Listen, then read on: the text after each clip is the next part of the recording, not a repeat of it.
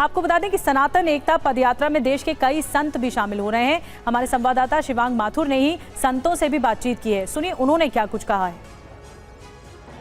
साध्वी रितुमरा जी हैं इस वक्त हमारे साथ। मंच से आपका ओजस्वी भाषण सुना हम लोगों ने, क्या कहेंगी इस पूरी पदयात्रा के बारे में? आपने आशीर्वाद भी दिया, उन्होंने कहा वो आपको बुआ बोलते हैं। हाँ जी, सारे समाज को एकजुट रहना चाहिए। जो राजनीति होती है वो कुत्सित षड्यंत्र रचती है। बहुत सारे सोशल मीडिया का अगर अमृत जैसा प्रसाद है तो विष जैसा भी है। इसीलिए देश को तोड़ने वाली शक्तियों से सावधान रहना चाहिए और दीवारें ध्वस्त होनी चाहिए, समाज एकजुट होना चाहिए। बहुत पवित्र उद्देश्य है। यदि बहुत लोगों के मन में एक बात है कि अगर देश को हिंदू राष्ट्र बनाना है तो संत लोग मिलके या पदयात्रा के थ्रू कैसे बनेगा? ये तो सरकार कर सकती है, संसद में हो सकता है, तो क्या ये संभव है या केवल एक इल्यूजन क्रिएट करने की बात हो रही है? वैसे तो भारत हिंदू राष्ट्र ही है। जब धर्म के नाम पर बंटवारा हुआ था तो जो बाकी हिस्सा है वो सनातनियों का ही है। कोई भी सरकार हो, जब तक समाज का दबाव नहीं पड़ता तब तक कुछ नहीं होता। तो एक साध्वी की ओर से कहा गया है कि हिंदुओं को एकत्रित करने की कोशिश है। इस पदयात्रा के माध्यम से साधु संत भी खुश हैं, उत्साहित हैं और इस यात्रा में साथ साथ दिख रहे हैं पंडित धीरेन्द्र शास्त्री के साथ, बाबा बागेश्वर के साथ। और हमारे साथ अंजू निर्वाण भी जुड़ रही हैं, हमारे साथ जितेंद्र भी जुड़ रहे हैं। जितेंद्र, आऊंगे आपके पास। अंजू, जल्दी से आपके पास आ रही हूँ। आपके साथ लोग मौजूद हैं, किस तरह का जोश, किस तरह का उत्साह इस वक्त मौजूद है उन लोगों के बीच में? क्या कह रहे हैं इस पदयात्रा के बारे में?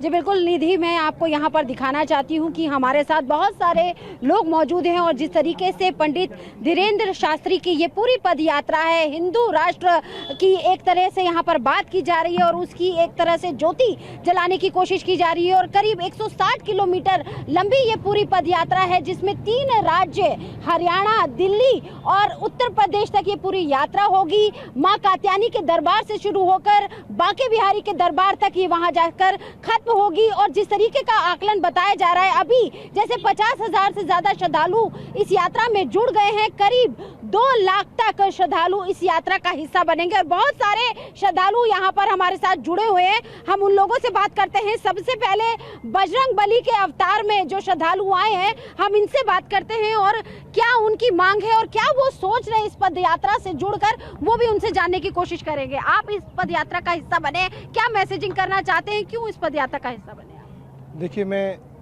संपूर्ण भारतवर्ष को एक मैसेज देना चाहता हूँ कि माँ और मुल्क में कोई फर्क नहीं होता और राष्ट्रवाद से बड़ा कोई धर्म नहीं होता। आज जो जन चेतना रैली जो निकल रही है, ये एक सनातन हिंदू धर्म के लिए, एक भारतवर्ष के लिए, एक पूरे विश्व में एक मैसेज आएगा।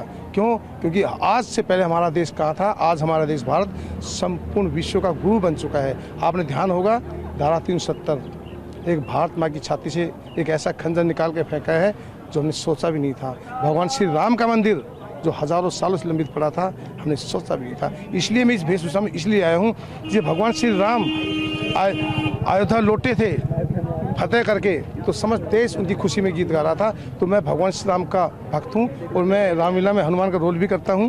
कहाँ से आए हैं सर? जी, मैं दिल्ली से आया हूँ। दिल्ली से? अच्छा मैम, आप कहाँ से आई हैं? क्योंकि यहाँ पे मैं आपको बता दूँ निधि, बहुत सारी महिलाएं भी इस यात्रा का हिस्सा बनी है।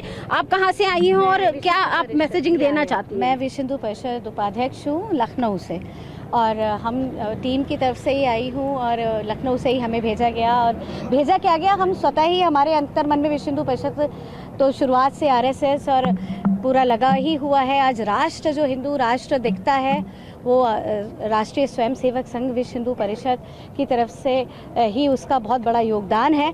तो मैं उसका प्रतिनिधित्व करते हुए यहाँ पर हूँ और यहाँ हिंदू राष्ट्र की परिकल्पना, जैसे कि हमारे सुंदर भाई ने की, इनका नाम सुंदर है मैं बता दूं, और हनुमान के वेश में ये हैं हमारे भाई, और बहुत अच्छा संदेश ये दे रहे हैं धीरेन्द्र कृष्ण शास्त्री जी, जिस तरीके से वो एकता यात्रा निकाल रहे हैं। तो मैं बस यही कहूँगी कि अब हिंदुओं को जागने की आवश्यकता है।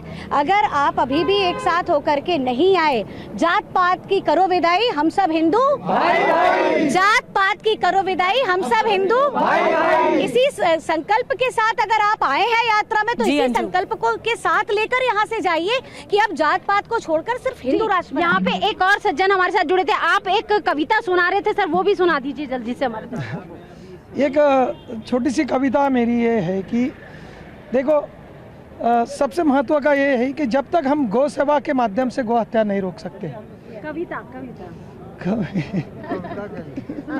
कविता बोल रहे थे बस मैं तो अभी मतलब ठीक है अंजू, आप बने रहिए और लोगों से बातचीत करते रहिए। और भी लोग हैं, सभी लोग यूनिफाइड तरीके से आगे बढ़ रहे हैं इस अपील के साथ कि हिंदू एक हैं, हिंदू यूनिफाइड हैं, हिंदुओं में यूनिटी है। यही एकमात्र मकसद भी इस यात्रा का भी आगे बढ़ रहा है।